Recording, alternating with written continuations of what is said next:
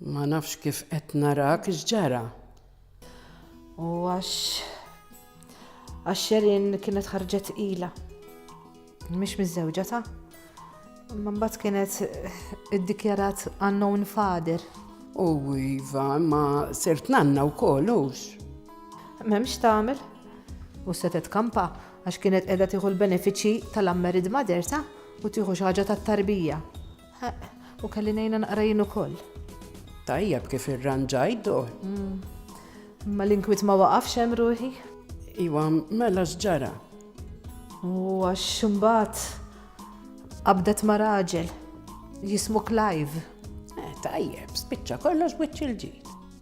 Ejda tajjeb hux, għax issa barra li qed jgħinna naqa' Clive ukoll, qiegħda tieħu l-benefiċċji tal-unmarried mother u qiegħda tieħu children's allowance ta' Jamie. Isma' ma nafx kif se naqbad ngħidlek imma ma tistax tieħu l-benefiċċji u tgħix ma' raġel fl-istess ħin ta'. Bis-serjetà. Mela trid tisoqgħod attenta x'tista' tiġi fl-inkwiet. X'inqala dor kemm inkwitajtni fuq it-telefon. Għax xi ħadd mar jirrapporta lil Sherin tiegħi illi qiegħda tgħix ma' raġel. Ma taħsibx ħażin fija, jiena m'inhiex ta' dawn l-affarijiet u metti l-ħadd naċċertak li metti l-ħadd laqas il-fredu tiegħi mett. Mela x'ġara?